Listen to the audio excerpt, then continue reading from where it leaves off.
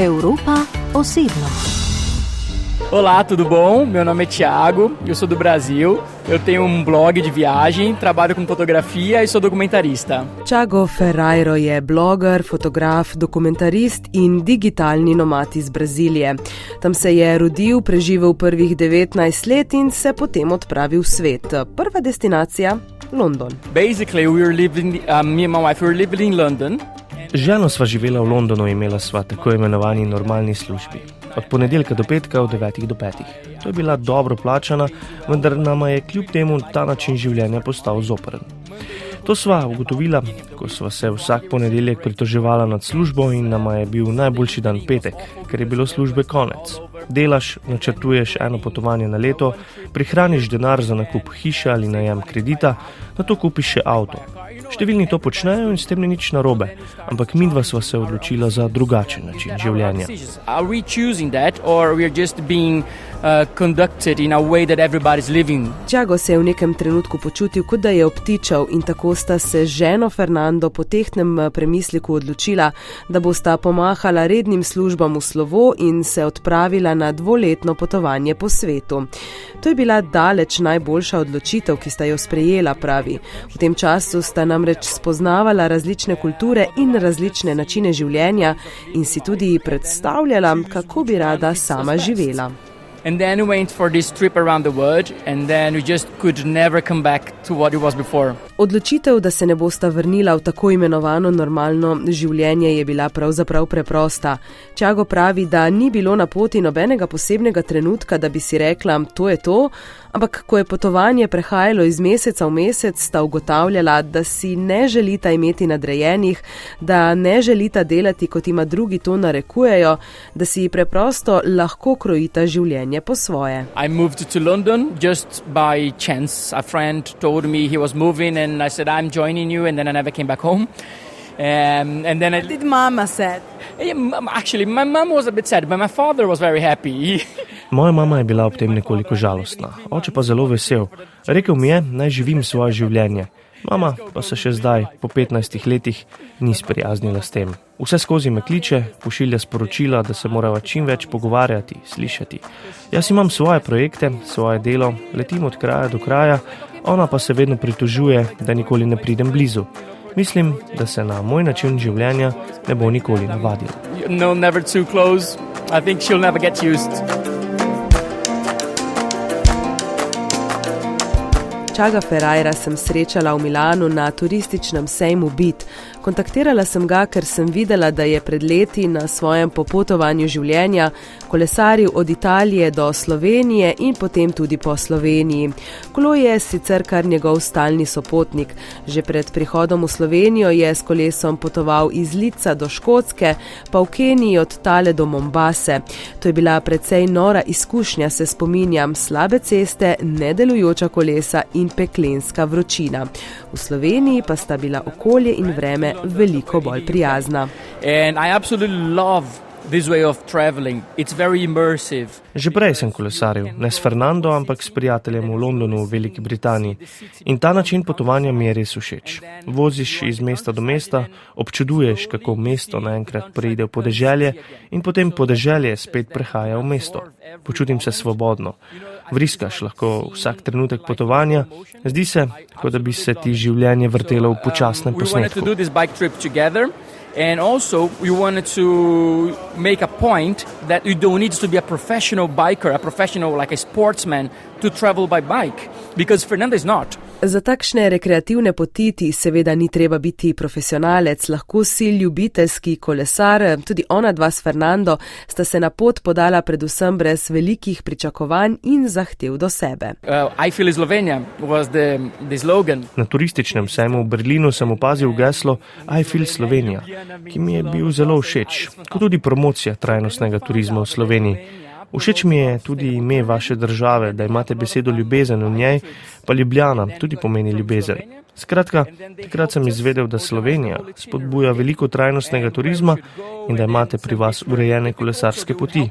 In tako se je iz ideje rodila pot. And then we took this out of the paper and just went. In ta pot se je začela v italijanskem domu parmezana, pršuta in tortelinov v Parmi. Pot ju je najprej vodila ob reki Pat, potem mimo Benetk in vse do Slovenije. Yes, we started from Parma, that's where we lived, and then we took the river Po. Prvi del poti sva opravila ob obali, potem sva se uspenjala do Predjamskega gradu pri Postojnski jami, pa vmes še do Škocjana. To je bil velik lanec in takrat se mi to kolesarjenje nenadoma ni zdelo dobra ideja. Ampak vaša pokrajina je fantastična. Zaradi lepot narave je bilo potem kolesarjenje nekoliko lažje. Vesel sem, da sva kolesarila, ker sicer ne bi videla številnih slikovitih, kamnitih vasi. Spomnim se, da sva se peljala iz Ljubljane do Blejskega jezera in potem sva se povzpela na grad in vse je bilo naravnost osupljivo. Tam sem si želel ostati kar ves teden. And then we camped there and then it was absolutely stunning. I wanted to stay there for the whole week.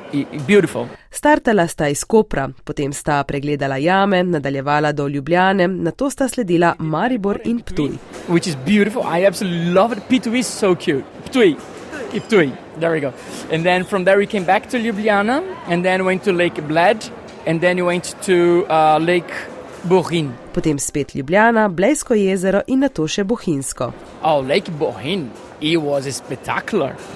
The mirror that it makes. Tam sva bila septembra in takrat lahko že opazujemo spreminjanje barv dreves, pa ta odsev Alp v Bohinjskem jezeru, to je res prelepo. Like the colors was getting like changing the colors of the trees. It was spectacular.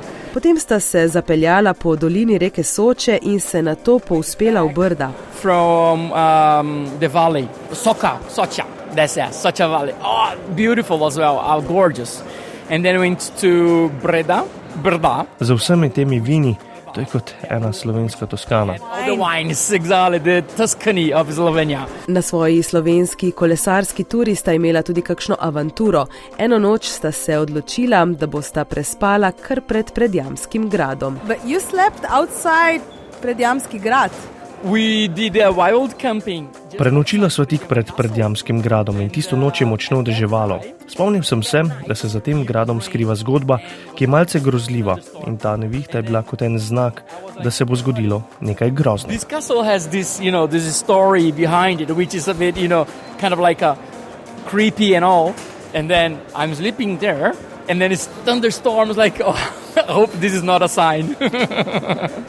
Tjago ima najverjetneje v mislih zgodbo o Erasmu Predjamskem, tragičnem liku roparskega viteza, ki so ga ubili v njegovi sobi. Ampak na srečo se njima s Fernando ni zgodilo nič strašnega, če je najbolj strašna le nevihta.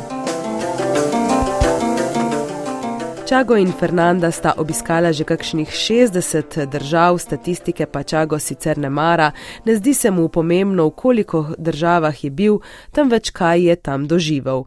Tudi nima neke številke, ki bi jo želel doseči, ampak je njegova mantra preprosto to, da dlje ostane tam, kjer mu je lepo.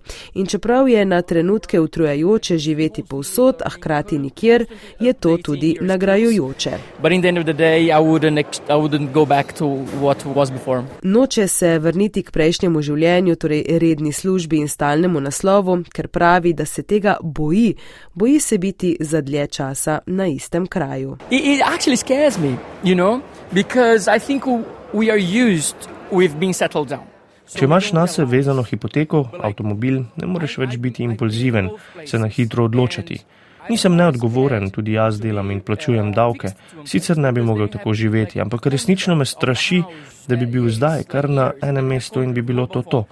Ko sva se s Fernando vrnila z teh 2 let potovanja po svetu, sva poskusila 1 leto živeti v Italiji.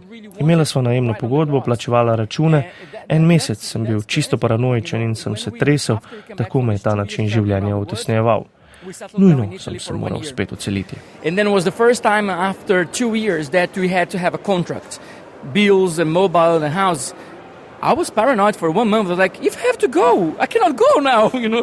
Za nekoga morda to zveni kot sanjsko življenje, a vendar je treba dobro premisliti, če si res sposoben živeti na nek način negotovo, ker bolj ko ne, nikoli ne veš, kaj te čaka jutri. Thiago Ferreiro sicer svetuje, da če vas srbijo pete in vas žuli služba, poskusite z nekaj mesečnim oddihom in odmikom od vsakdanjih reči. Ni najbolj enostavno, ampak če vas tako kot njega utesnjuje rutina, je čas, da z njo prekinete. Olá, tudo bom? É o Thiago aqui. Eu espero que vocês me escutem aqui no Val Vestava. To je bila še ena Evropa osebno, tokrat v družbi Brazilca, ki je zdaj pravzaprav svetovljan, Thiago Ferreiro. Z njim sem se pogovarjala Maja Stepančič. Hvala, da ste nama prisluhnili. Vse oddaje Evrope osebno lahko najdete med podcasti, kjer v iskalniku pišete ime oddaje. Prijetno poslušanje želim. Evropa osebno.